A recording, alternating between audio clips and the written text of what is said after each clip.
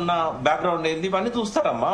Party ఇష్టం, అది మనం ఏం చేస్తాం అది దానికి. కరెక్టే ప్రకాష్ అన్న, మీరు ఇప్పుడు పార్టీలో లేని వ్యక్తి, మీరు అందరి శ్రేయస్సు కోరే వ్యక్తి, మీరు మెయిన్ గా తెలంగాణ శ్రేయస్సు కోరే వ్యక్తి. ఇప్పుడు కవితనైనా నన్నైనా మీరు ఒకరే రకంగా చూడాలి.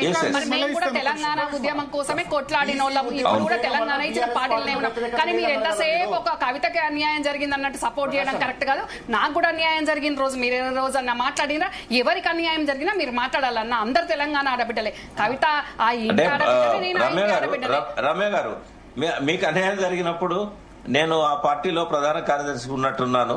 అప్పుడు కొన్ని మాకు కట్టడి ఉంటది. ఇప్పుడు అంటే నాకు ఎటువంటి ఆంక్షలు అనట్లేదన్న, అప్పుడు అనట్లేదు. ఇప్పుడు మీరు ఎట్లయితే మాట్లాడుతుండ్రో జెన్యూన్ గా అందరి విషయంలో కూడా అట్లనే మాట్లాడండి.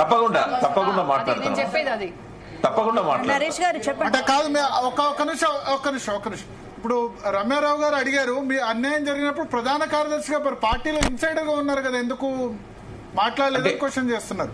అంటే ఇన్సైడ్ లో ఉన్నప్పుడు పార్టీ నిర్ణయాన్ని తప్పట్టద్దు. అది కరెక్ట్ డిసిషన్ గానీ రాంగ్ డిసిషన్ గానీ దాన్ని నేను తప్పు పట్టకూడదు. ఆ రోజు ఎగ్జాక్ట్లీ ఏం జరిగిందో నాకు గుర్తులేదు. బట్ అప్పుడు పార్టీ క్రమశిక్షణలో నేను ఉండాల్సి వస్తుంది కదా భరత్.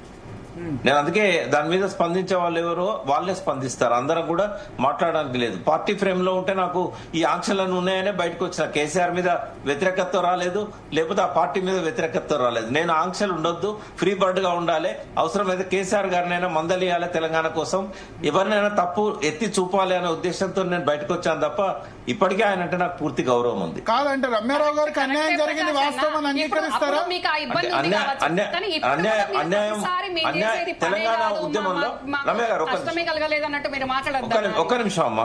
తెలంగాణ ఉద్యమంలో ముందు నుంచి ఉన్న చాలా మందికి అన్యాయం జరిగింది. ఒక రమ్యారావు కాదు. రమ్యారావు ఏంటంటే ఆ కుటుంబంలో ఒక సభ్యురాలు కాబట్టి ఆమెకు ఆవేదన బాధ ఎక్కువ ఉంటది. బయట వాళ్ళకి చెప్పుకోలేని పరిస్థితి ఉంటది. ఎంత మందికి అన్యాయం జరిగిందో మీ ముందు లిస్ట్ పెట్టమంటే ఇన్నయ్య గారు నేను ఇద్దరం పెట్టగలుగుతాం. పెట్టండి.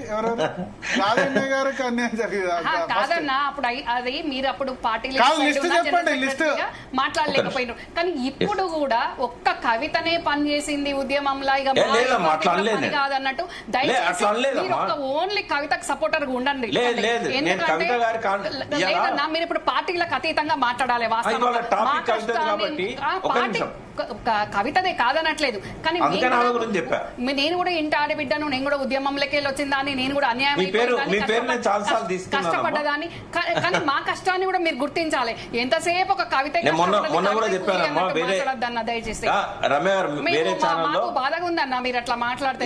లేదమ్మా, వేరే ఛానల్లో మీ గురించి కూడా నేను చెప్పాను. అది నేనేమంటున్నా అంటే ఇవాళ ఆమెది ఇష్యూ కాబట్టి ఆమె పరిమితమై మాట్లాడాను అంతే. మీరు పనిచేయలేదని నేనన్నా, మీ కాంట్రిబ్యూషన్, మీ హస్బెండ్ కాంట్రిబ్యూషన్, మీ ఫ్యామిలీ కాంట్రిబ్యూషన్, మీ నాన్న రంగన్న గురించి కూడా నాకు చాలా గౌరవం. ఆయన కాంట్రిబ్యూషన్ కూడా నాకు తెలుసు. కాబట్టి మీ కుటుంబం అంటే నాకు చాలా గౌరవం. మీ చిన్న బ్రదర్ తో కూడా నేను ఎప్పుడు టచ్ లో ఉంటాను. అట్లేం లేదు. ఎవరికి అన్యాయం జరిగింది వీరప్రకాష్ గారు చెప్తాను, లిస్ట్ పెట్టు. ముందు ఇన్నయ్య గారు చెప్పాలి. ఇన్నయ్య గారి దగ్గర స్టార్ట్ చేద్దాం. సో ఇన్నయ్య గారు చాలా సేపటి నుంచి వెయిట్ చేస్తున్నారు. ఒక్క నిమిషం, ఆయన ఒకసారి కూడా మాట్లాడలేదు. ఇన్నయ్య గారు